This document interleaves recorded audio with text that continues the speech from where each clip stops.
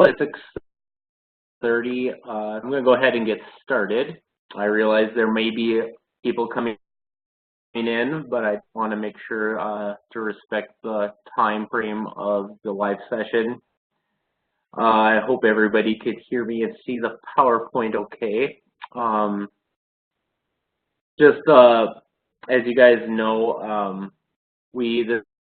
this will be our last live session, and any questions that I ask, I would like for you guys to answer through your live session quiz. So I'm just going to go ahead and get started on what I will be covering tonight, and we'll go from there. So tonight's agenda will look like this. We'll have this is kind of an overview of tonight's agenda for the Module 5 live session. We'll start out with introductions, the live classroom expectations, important reminders, and then we'll check on how the course is going, and then dive into some lesson content.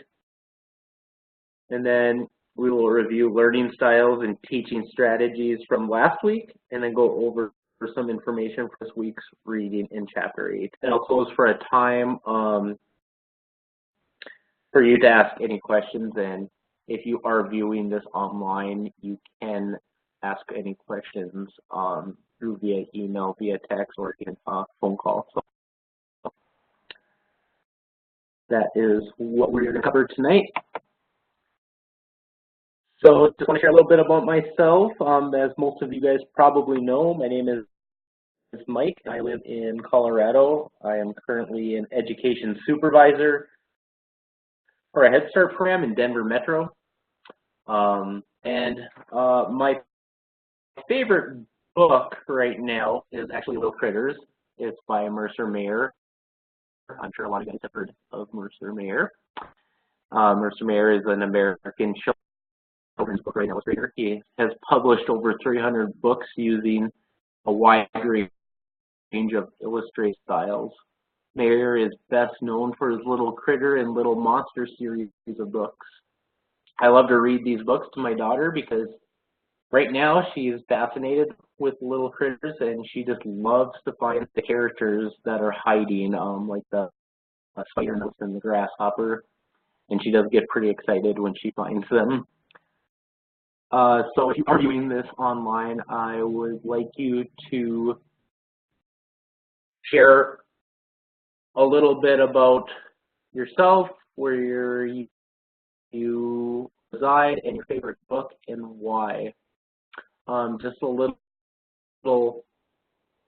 information. I know some of you guys have been asking, what am I supposed to respond to the discussions?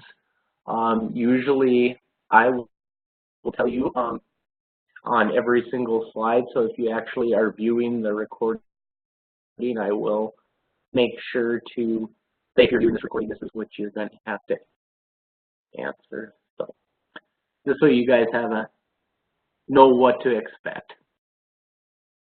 So moving on, live classroom session expectations.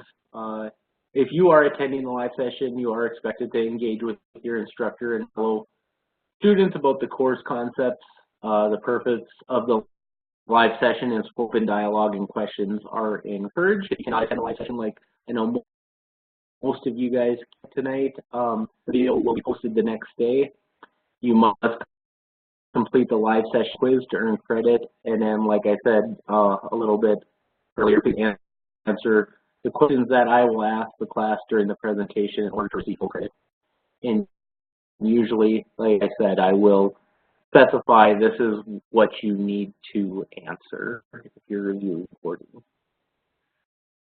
All right, so important reminders: the last day of class is Tuesday, November 6th. I will not accept any assignments after that at 11:59 p.m. Central Standard Time for any reason. If you are running into trouble, please contact me. Let me know if you're having any barriers trying to meet that deadline. Module 5 discussion responses are due November 3rd, and the Module 5 course project, lesson plan part 4, is due Sunday, November 4th. The Module 5 field experience report is also due on Sunday, November 4th. Now, all field experience hours should be completed and documented on this report. That is very, very important information for you to know. If it's not documented on the report, you will not get credit for it. And you must have at least 30 hours of field experience or you will not pass the course. The big chunk of your grade is those field experience hours. Next week in Module 6, there is a discussion that's due on Tuesday, November 6th. However, there will be more responses to peers or myself are required.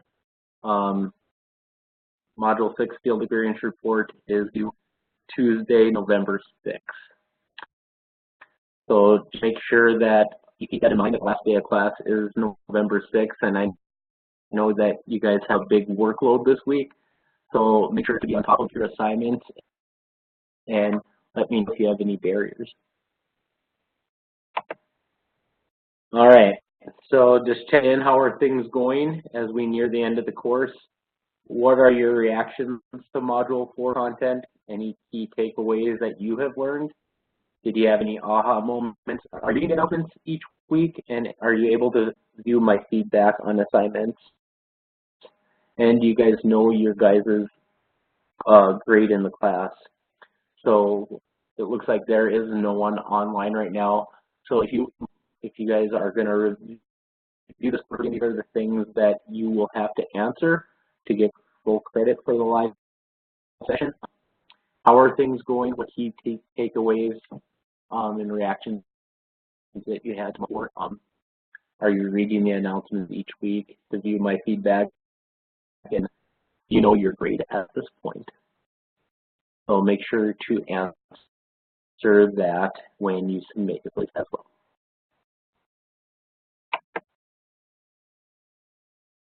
So the course project lesson plan, just wanted to take a few minutes to go over the course project for this week. You will be completing your lesson plan that you have been working on all term. Open your Module 4 comprehensive lesson plan assignment. This should already include components from the Module 2, 3, 4 lesson plan assignment. Please begin by going through the feedback I left you on your previous course project assignments and making corrections and additions where necessary. You can view my feedback on the previous assignment by clicking on the My Grades tab on the left side menu of the course page and then clicking on the assignment. You can view in text notes by scrolling over the highlighted areas. You can see additional notes by clicking on rubric. Once you have made those corrections, you can open the Module 5 Comprehensive Lesson Plan template, copy and paste the entire Module 5 template on the bottom of your revised Module 4 Comprehensive Lesson Plan. Complete the Module 5 template and submit the assignment as one document. For additional support on how to use copy and paste to create one lesson plan, you can view the short video available in the instruction for the assignment. And if you encounter any problems as you complete this week's assignment, feel free to email me.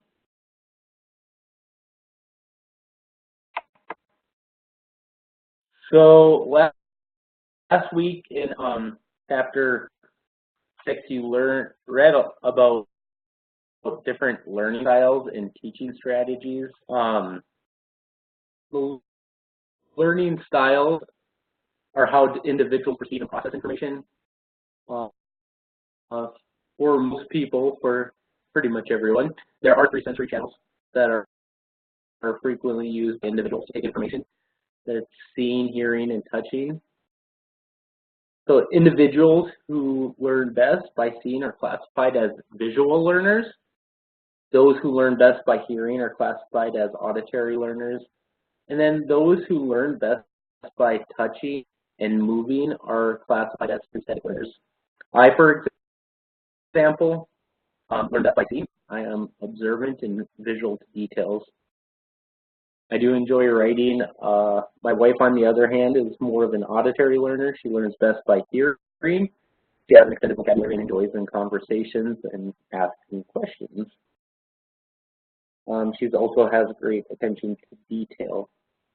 So when going over this and with learning, teaching styles, making sure that you are having a variety of modalities and materials for your children in the classroom. If it's sensory, if it's music, just making sure that you're accommodating each learning style that the child may have, just because everybody does learn different. And if you're viewing this online, and this is the questions I will ask you, is how do you learn, and what strategies do you use to promote children's learning? Like I said, I'm more of a, I learn best by seeing, so everybody's a little bit different. So that's a little bit about the learning and teaching strategies. So I'm going to go into the next slide.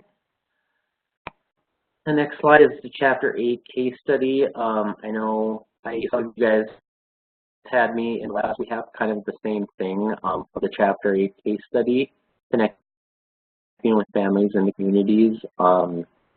Just wanted to take a moment. There is a lot of good information about the case study in Chapter 8 regarding collaborating with families and communities. From the community outreach, parent conferences, collaborating school districts for transition to kindergarten, parent night, volunteering, and just different family dynamics. Just a lot of stuff in this chapter that is good information. One of the things that I recommend is that there's a lot of information, but we also have to take into consideration that parents are the child's first teachers, and they are responsible for what their children know upon entering school. As educators, it is our responsibility to be sensitive to the families that do not attend different school functions and just different situations. I know that, like I said in the last class, I know I had some of you guys, we talked a little bit about Joseph's case study, but there is, I want to talk a little bit about Kristen's case study. It's about a teen mother and being single. I encourage you guys, I'm not going to actually read it all to you. That will be your homework, is to read it, being a teen mother and being single. And then with that, you will be asked to answer the questions. What are your thoughts on that case study? And then how does your program connect with families and communities?